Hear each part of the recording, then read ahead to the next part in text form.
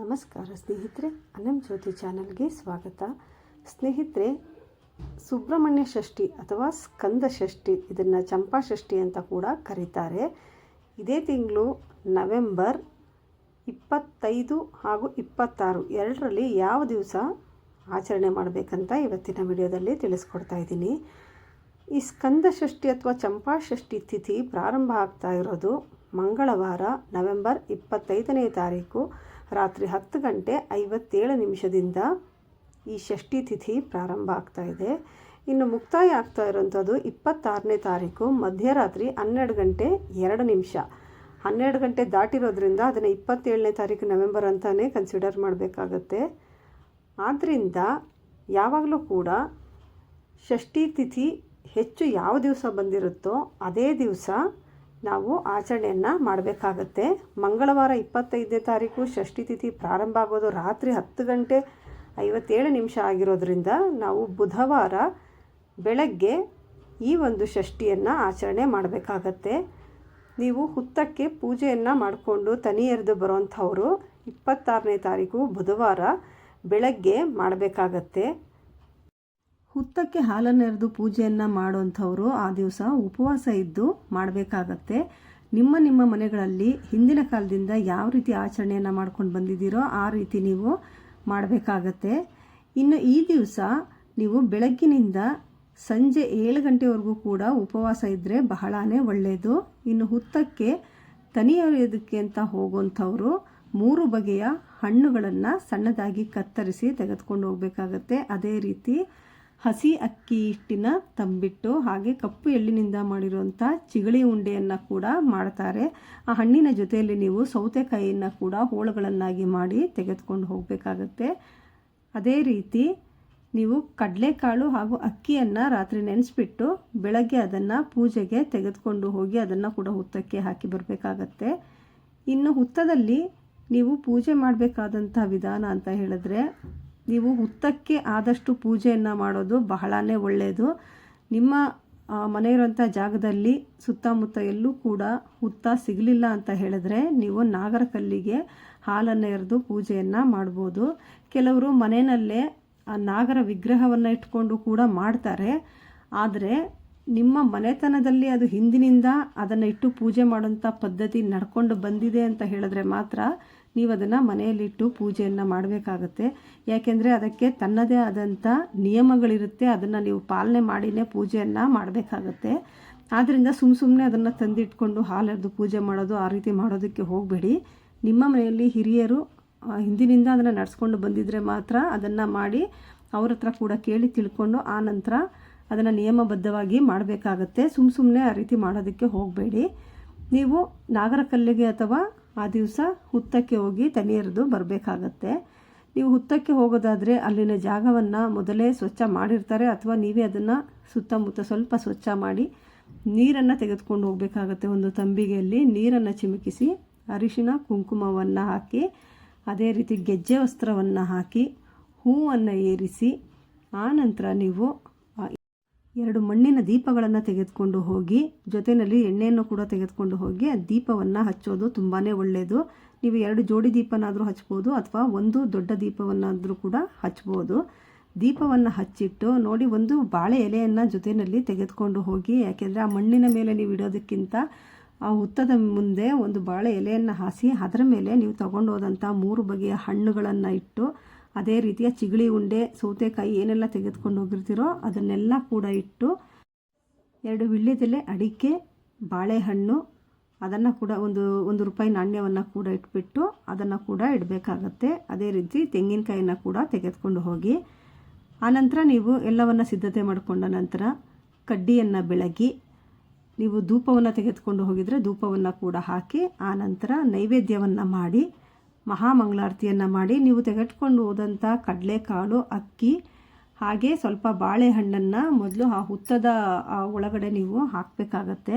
ಆನಂತರ ನೀವು ಕೊನೆಯಲ್ಲಿ 1 ಗ್ಲಾಸ್ನಲ್ಲಿ ಹಸಿ ಹಾಲು, ಅದೇ ರೀತಿ ಅದಕ್ಕೆ ಸ್ವಲ್ಪ ತುಪ್ಪವನ್ನು ಹಾಕಿ ತೆಗೆದುಕೊಂಡು ಹೋಗಬೇಕಾಗತ್ತೆ. ನೀವು ಆದಷ್ಟು ಕಡಿಮೆ ಪ್ರಮಾಣದಲ್ಲಿ ತೆಗೆದುಕೊಂಡು ಹೋಗಬೇಕು. ಹಾಲನ್ನು ತುಂಬ ತೆಗೆದುಕೊಂಡು ಹೋಗಿ ಅದರೊಳಗಡೆ ಹಾಕಬಾರ್ದು. ಯಾಕೆಂದರೆ ಅದರಲ್ಲಿ ಹಾವು ವಾಸ ಮಾಡ್ತಾ ಇದೆ ಅನ್ನೋದಾದರೆ ನೀವು ಜಾಸ್ತಿ ಹಾಲನ್ನು ತಗೊಂಡೋಗಿ ಅದರೊಳಗಡೆ ಹಾಕಿದಾಗ ಅದ್ರ ಉಸಿರು ಕಟ್ಟಿ ಸತ್ತು ಹೋಗುತ್ತೆ. ಇದರಿಂದ ನಿಮಗೆ ನಾಗದೋಷ ಅನ್ನೋದು ಉಂಟಾಗುತ್ತೆ. ಆದ್ದರಿಂದ ನೀವು ಒಂದು 3 ಸ್ಪೂನಷ್ಟು ಹಾಕಿದ್ರೂ ಕೂಡ ಸಾಕಾಗುತ್ತೆ. ನೀವು ಆದಷ್ಟು ಕಡಿಮೆ ಪ್ರಮಾಣದಲ್ಲಿ ಹಸಿ ಹಾಲು, ಅದನ್ನು ಒಂದು ಲೋಟ ಅಥವಾ ಒಂದು ಬಟ್ಲು, ಇಲ್ಲ ಅಂತ ಹೇಳಿದ್ರೆ ಒಂದು ಕೊಬ್ಬರಿ ಬಟ್ಲನ್ನು ತೆಗೆದುಕೊಂಡು ಹೋಗಿ ಅದರೊಳಗಡೆ ಹಾಲು ಮತ್ತು ತುಪ್ಪವನ್ನು ಹಾಕಿ ಸ್ವಲ್ಪನೇ ಹಾಕಿದ್ರೆ ಸಾಕಾಗುತ್ತೆ. ಕೊನೆಯಲ್ಲಿ ನೀವು ಈ ರೀತಿಯಾಗಿ ಹಾಲು ಮತ್ತು ತುಪ್ಪವನ್ನು ಎರಿಬೇಕಾಗುತ್ತೆ. ಅದರ ನಂತರ ನೀವು ಆ ನೂಲನ್ನು ತೆಗೆದುಕೊಂಡು ಹೋಗಿದರೆ ಅದನ್ನು ಕೂಡ ಹುತ್ತದ ಸುತ್ತಲೂ ಕೂಡ ನೀವು ಸುತ್ತಬಿಟ್ಟು ಬರ್ಬೋದು. ಈ ರೀತಿಯಾಗಿ ನೀವು ಪೂಜೆ ಎಲ್ಲ ಮಾಡಿಕೊಂಡ ನಂತರ ಈಗ ನಾನು ಹೇಳುವಂಥ ಮಂತ್ರವನ್ನು 9 ಪ್ರದಕ್ಷಿಣೆ ಹಾಕಿ, ಈ ಮಂತ್ರವನ್ನು ಹೇಳ್ತಾ ನೀವು 9 ಪ್ರದಕ್ಷಿಣೆಯನ್ನು ಹಾಕಬೇಕಾಗತ್ತೆ. ಈ ಮಂತ್ರವನ್ನು ಹೇಳೋದ್ರಿಂದ ನಿಮಗೆ ಕುಜದೋಷ, ರಾಹುದೋಷ ಏನಾದರೂ ಇತ್ತು ಅಂತ ಹೇಳಿದ್ರೆ ಅದು ನಿವಾರಣೆ ಆಗುತ್ತೆ. ಆದ್ದರಿಂದ ಈ ಮಂತ್ರಕ್ಕೆ ತುಂಬಾ ಶಕ್ತಿ ಇದೆ. ಅದರಲ್ಲೂ ಈ ಸುಬ್ರಹ್ಮಣ್ಯ ಷಷ್ಠಿಯ ದಿವಸ ನೀವು ಈ ಮಂತ್ರವನ್ನು ಹೇಳಿಕೊಂಡು ಪ್ರದಕ್ಷಿಣೆ ಹಾಕೋದ್ರಿಂದ ನಿಮ್ಮ ನಾಗದೋಷ, ರಾಹುದೋಷ ಏನೇ ಇದ್ದರೂ ನಿವಾರಣೆ ಆಗುತ್ತೆ. ಇನ್ನು ಸಂತಾನ ಇಲ್ಲ ಅಂತ ಅಂದ್ಕೊಂಡವರಿಗೆ ಸಂತಾನ ಭಾಗ್ಯ ಕೂಡ ಸಿಗುತ್ತೆ. ಆ ಮಂತ್ರ ಯಾವುದು ಅಂತ ಹೇಳಿದ್ರೆ, ಓಂ ಭುಜಂಗಾಯ ವಿದ್ಮಹೆ ಚಕ್ಷು ಶ್ರವಣಾಯ ಧೀಮಹಿ ತನ್ನೋ ಸರ್ಪ ಪ್ರಚೋದಯಾತ್.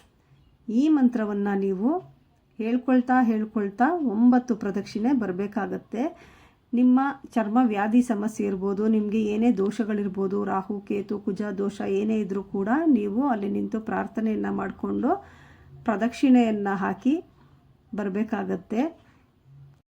ಪೂಜೆ ಎಲ್ಲ ಮುಗಿದ ನಂತರದಲ್ಲಿ ನೀವು ಅಲ್ಲಿ ಬಂದಂಥ ಮುತ್ತೇರಿಗೆ ಅರಿಶಿಣ, ಕುಂಕುಮ, ಹೂವು, ಹಣ್ಣನ್ನು ಕೊಡಬೇಕಾಗತ್ತೆ. ಅದೇ ರೀತಿ ಜೊತೆಯಲ್ಲಿ ನೀವೇನಾದರೂ ಒಂದು ನೈವೇದ್ಯ ಅಥವಾ ಒಂದು ಪ್ರಸಾದ ರೀತಿ ಏನಾದರೂ ಮಾಡಿ ತೆಗೆದುಕೊಂಡು ಹೋಗಿದರೆ ಅದನ್ನು ಕೂಡ ಅಲ್ಲಿ ಕೊಟ್ಟು ಬರ್ಬೋದಾಗತ್ತೆ. ಈ ರೀತಿಯಾಗಿ ನೀವು ಸರಳವಾಗಿ ಹುತ್ತಕ್ಕೆ ತಲೆ ಎರೆದು ಬಂದು ನೀವು ಇಡೀ ದಿವಸ ಉಪವಾಸವಿದ್ದು ಆ ದಿವಸ ಸಂಜೆ ನೀವು ಊಟವನ್ನು ಮಾಡಬೇಕಾಗತ್ತೆ. ಇನ್ನೊಂದು ವಿಶೇಷ ಅಂತ ಹೇಳಿದ್ರೆ ಈ ದಿವಸ ಹಾವಿನ ಕಣ್ಣಿನ ರೀತಿಯಲ್ಲಿರುವಂಥ ಯಾವುದೇ ಕಾಳುಗಳನ್ನು ಬಳಸಿ ಅಡುಗೆಯನ್ನು ಮಾಡಬಾರ್ದು, ಹಾಗೆ ಒಗ್ಗರಣೆಯನ್ನು ಹಾಕಬಾರ್ದು. ನೀವು ಹೆಸರು ಬೇಳೆಯಿಂದ ಮಾಡಿದಂಥ ಕಿಚಡಿಯನ್ನು ಮಾಡ್ಕೋಬೋದು, ಅಥವಾ ಒಂದು ತಿಳಿ ಸಾರನ್ನು ಮಾಡ್ಕೋಬೋದು, ಯಾವುದಾದ್ರೂ ಪಲ್ಯಗಳನ್ನು ಮಾಡಿ ನೀವು ಸೇವನೆ ಮಾಡ್ಬೋದು. ಈ ಬೇಳೆ, ತೊಗರಿ, ಕಡಲೆ ಬೇಳೆ ಇಂತಹ ಕಾಳುಗಳಿಂದ ಆ ದಿವಸ ಊಟವನ್ನು ಮಾಡೋ ಹಾಗಿಲ್ಲ. ಆದಷ್ಟು ಇದನ್ನು ಆ ದಿವಸ ಮಾಡದೇ ಇದ್ದರೆ ಒಳ್ಳೆಯದು. ಇನ್ನು ಸಂಜೆ ನೀವು 7 ಗಂಟೆಯ ನಂತರ ನೀವು ನಾನು ಹೇಳಿದ ರೀತಿಯಲ್ಲಿ ಒಂದು ಹೆಸರು ಬೇಳೆಯ ಕಿಚಡಿ ಆಗಿರ್ಬೋದು, ಇನ್ನು ಹೆಸರು ಬೇಳೆಯನ್ನು ಕೂಡ ಆ ದಿವಸ ಹುರಿಯೋ ಹಾಗಿಲ್ಲ, ಹಾಗೆ ನೀವು ಮಾಡ್ಕೋಬೇಕಾಗತ್ತೆ.